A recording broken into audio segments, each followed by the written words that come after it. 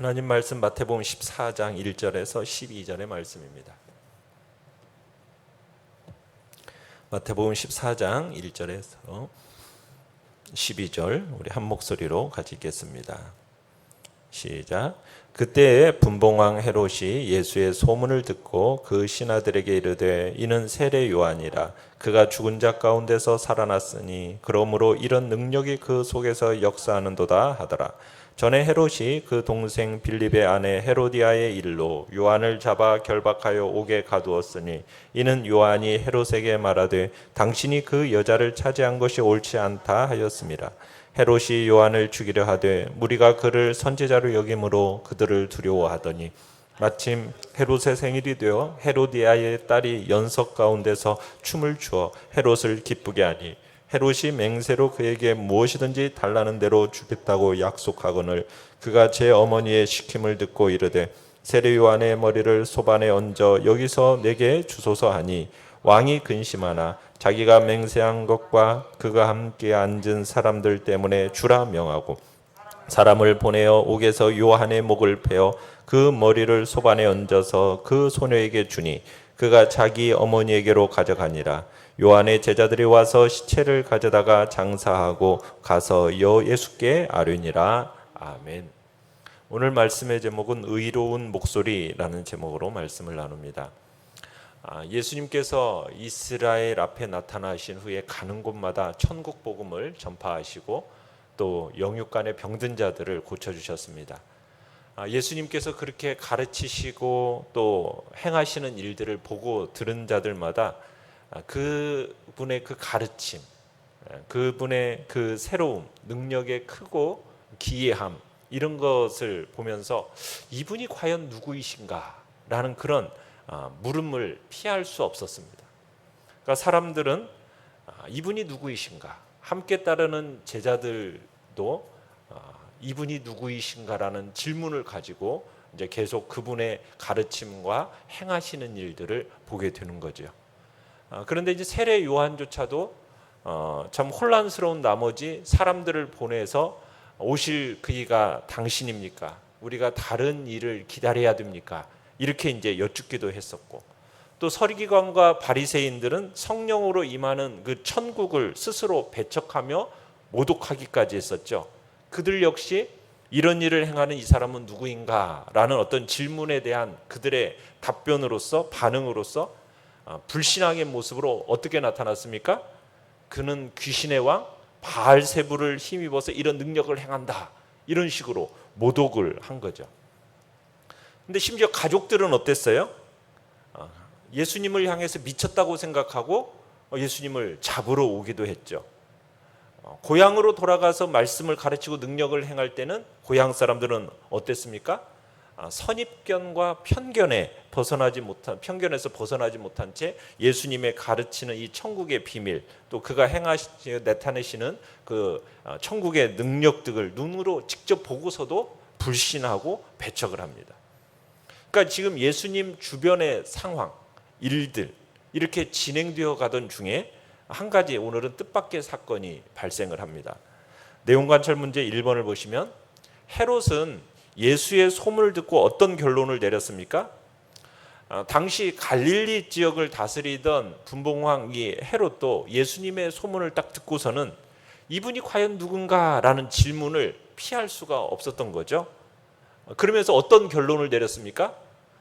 이 예수라는 사람은 내가 죽인 세례 요한이 살아난 거다.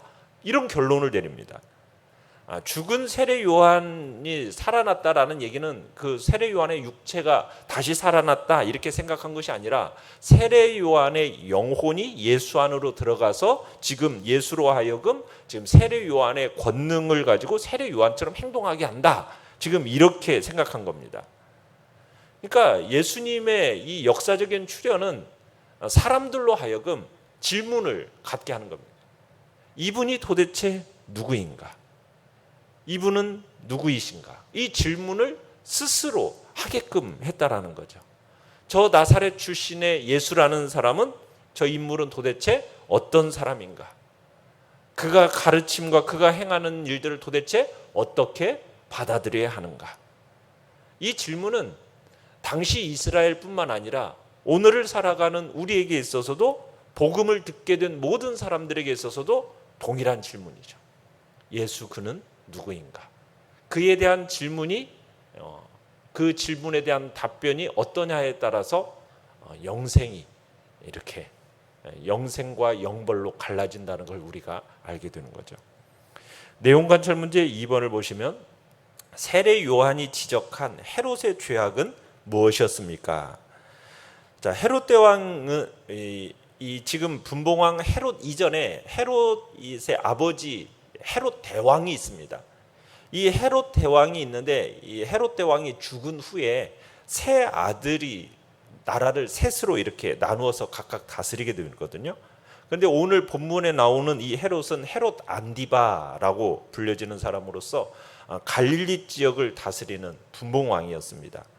그런데 이 헤롯 안디바가 이복 동생인 빌립의 아내 헤로디아를 자기의 아내로 삼는 부도덕한 일을 저지르게 됩니다. 그래서 세례 요한이 이 자신의 아우 빌립의 아내 헤로디아를 자기 아내로, 그러니까 이 헤로디아를 빼앗아서 자기 아내로 삼은 이 헤롯의 죄악에 대해서 정면으로 대담하게 지적을 하는 거죠. 지금 동생 빌립이 죽은 것도 아닌데, 남편이 엄연히 살아 있는데도 불구하고 그런 여자를 취해서 자신의 아내로 삼는 것은 하나님의 율법에 비추어 볼 때, 그리고 양심의 법에 비추어 봐서도 결코 이건 용납할 수 있는 게 아닌 크나큰 범죄 행위라고 이제 세례 요한이 헤롯을 향해서 지적을 한 겁니다. 근데 이 말은 참 쉽게 할 수 있는 이야기가 아닌 거죠. 왜요? 헤롯이 누구입니까? 왕이에요. 당시 갈릴리와 베레아 지역을 다스리는 왕입니다. 세례 요한은 누굽니까? 민중들로부터 존경과 지지를 받고는 있지만은 아무런 권세도 없습니다. 아무런 권세도 지니지 못한 평민에 불과한 사람이에요. 자, 이 말을 할 때에는 세례 요한은 어떤 각오를 하고서 말을 했겠어요? 감옥에 투옥되든지 아니면은 심지어는 죽을 수도 있다라는 그런 각오를 가지고 이런 말을 했던 거죠. 결국 왕의 죄를 책망하는 이 세례 요한 어떻게 되었습니까? 체포되었고 감옥에 갇히게 되죠. 연구와 묵상 문제 3번입니다. 왜 헤롯은 요한을 결박하자마자 죽이지 못했습니까? 왜 헤롯은 요한을 결국 죽일 수밖에 없었습니까? 자, 5절에 보시면은 지금까지 죽이지 못한 이유에 대해서 설명을 하고 있죠. 뭐라고 설명을 하고 있습니까? 무리가 그를 선지자로 여김으로 그를 두려워했다. 그러니까 백성들이 세례 요한에 대해서 선지자로 여겼기 때문에, 알고 있었기 때문에 헤롯이 이 세례 요한을 죽이는 것에 대한 두려움을 가졌다는 얘기입니다. 자, 그런데 마가복음 6장 19절에 가보면은 이 세례 요한에게 원한을 품고 죽이려고 한 사람은 오히려 헤로디아라고 이야기를 하고 있습니다. 정작 헤롯 자신은 요한에 대해서 오히려 어떻게 생각했느냐? 의롭고 거룩한 사람이라고 알고서는 그를 두려워해서 보호했다라고 얘기해요. 그러면서 이 세례 요한의 말을 들음에 있어서 크게 번민하고 혼란스러워하면서도 달게 들었다라고 밝히 말하고 있어요. 그래서 헤롯이 요한을 살려둔 것은 그저 오늘 본문에서처럼 단순히 그냥 정치적 소요나 반발을 무마하고자 한 것만이 아니라 세례 요한에게서부터 의롭고 거룩한 무엇을 봤기 때문이었다는 거죠. 사람의 차원을 넘어선 어떤 의로움, 이 의로움을 세례 요한에게서부터 감지한 거입니다. 그래서 세례 요한의 이 지적과 책망을 듣고서 한편으로는 혼란스럽고 심기가 불편했음에도 불구하고 그의 말을 달게 경청할 만큼 좀 양심의 소리에 귀를 기울일 줄 아는 그런 인물이 바로 이 헤롯 안디바였다. 우리가 이렇게 볼 수 있는 거죠.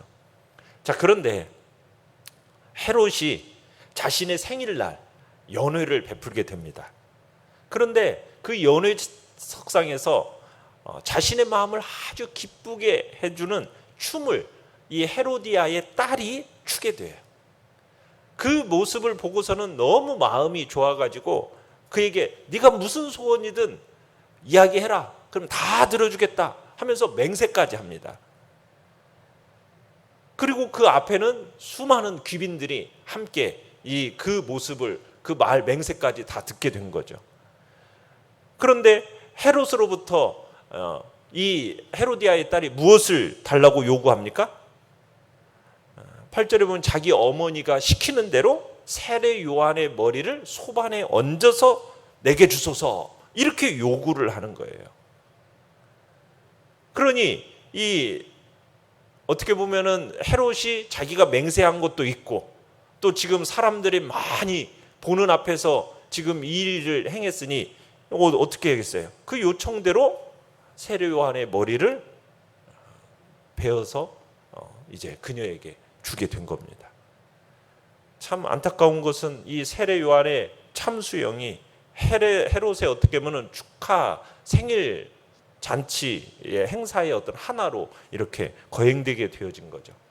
마치 흥을 돋구기 위한 볼거리로 세례 요한의 머리가 제공되게 된 겁니다.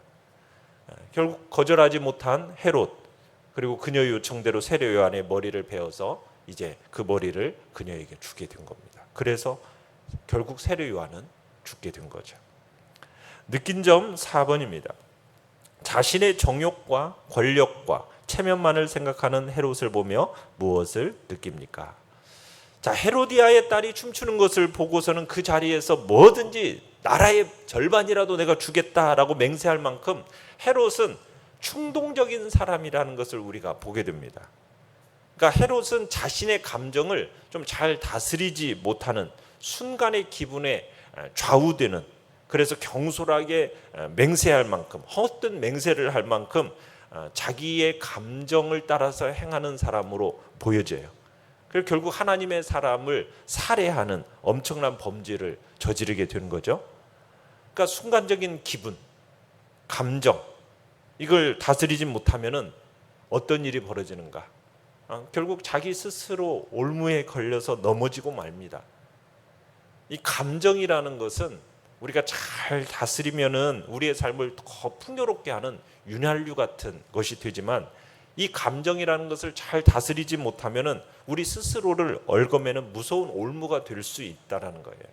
그래서 잠언 16장 32절에서는 이런 말씀이 있죠. 노하기를 더디하는 자는 용사보다 낫고 자기의 마음을 다스리는 자는 성을 빼앗는 자보다 나으니라. 참 우리의 감정을 잘 다스려 나가야 되겠습니다.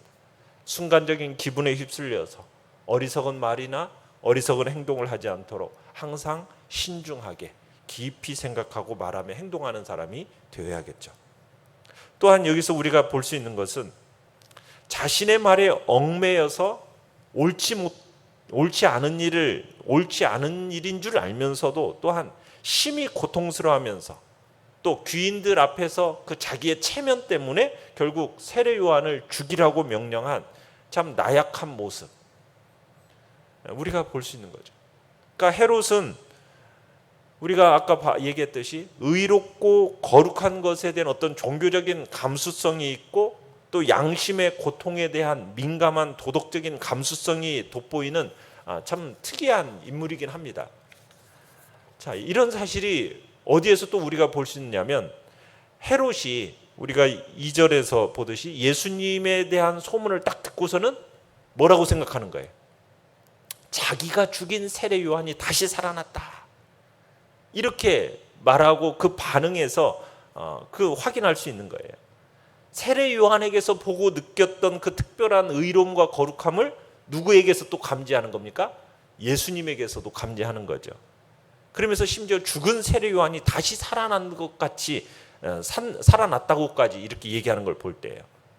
그러나 자신의 정욕과 권력과 체면만을 생각한 이 헤롯이라는 사람은 결국 세례 요한을 살해하는 큰 죄를 저지르고 평생토록 죄의식, 두려움 속에 살아갈 수 없게 되는 참 안타까운 모습을 보게 되는 거예요. 그러니까 헤롯은 분명히 세례 요한은 하나님의 사람일 거라는 어떤 그런 의로움과 거룩함에 대한 감지를 했으면은 그것에 대해서 스스로 어떻게 했어야 됩니까? 자기 죄를 회개하고 돌이켰어야 되는 거예요. 그런데 결국 세례 요한을 죽이고서는 그 죽인 것으로 인해서 커다란 죄의식을 느끼는 거죠. 그로 인해서 반드시 자신을 하나님이 심판하게 될 것이다라는 어떤 두려움 속에서 평생 살아가게 되는 겁니다. 그러니까 예수님의 큰 권능으로 예수님의 권능을 행하시는 그 예수님의 소문을 듣게 되니까 예수 그리스도를 자신의 죄를 심판하기 위해서 다시 살아나온 어떤 세례 요한으로 생각하게 되는 거거든요. 그러니까 자신의 죄를 지적하는 말을 받아들이지 못한 결과가 그런 죄의 굴레에서 벗어나지 못하고 항상 죄가 주는 그 고통 가운데서 평생 살아갈 수밖에 없는 그런 안타까운 모습이 헤롯의 모습이라는 겁니다. 우리는 죄에 대해서 지적받으면 어떻게 해야 되는 겁니까? 겸손한 마음으로 그 지적을 받아들이고 그 죄에서 돌이킬 줄 알아야 되는 거죠. 죄를 지적받을 때 그 지적을 무시하고 오히려 화를 내면서 교만하고 어리석은 자가 되어서는 안 된다는 얘기입니다. 자신의 죄와 자신의 잘못에 대한 지적을 받아들이는 그 귀를 가진 자만이 정말 자신의 어떤 죄의 굴레에서 벗어나서 의에 거할 수 있는 그런 자격 있는 자가 된다는 얘기죠. 오늘도 우리는 주님 앞에서 겸손히 하나님이 우리에게 깨닫게 하시는 죄에 대해서 회개함으로 나아갈 때 주님이 주시는 참된 평강의 복을 누리는 복된 자리에 있기를 바랍니다. 결단과 적용 5번입니다. 불의를 볼 때 의로운 목소리를 낼 수 있습니까? 내 죄를 지적하는 사람에게 앙심을 품거나 그 말을 외면하진 않습니까? 겸손히 인정하고 회개해야 할 죄는 무엇입니까? 주님 앞에서 돌이키면서 또한 주님 앞에 온전한 회개하는 복된 자리가 되시길 바랍니다. 오늘의 기도 같이 읽습니다. 시작. 죄를 지적하는 의로운 목소리를 듣게 하시고 불의와 타협받는 의로운 목소리를 내게 하소서. 아멘. 말씀을 생각하면서 기도하시고요. 연약한 우리의 지체들을 위해서 기도해 주시고요. 코로나 사태가 또 잠잠해지게 하시고 또 우리의 예배가 회복될 수 있는 복된 날을 주님께서 주시도록 주여 은혜, 주여 3번 부르짖으면서 나아갑니다.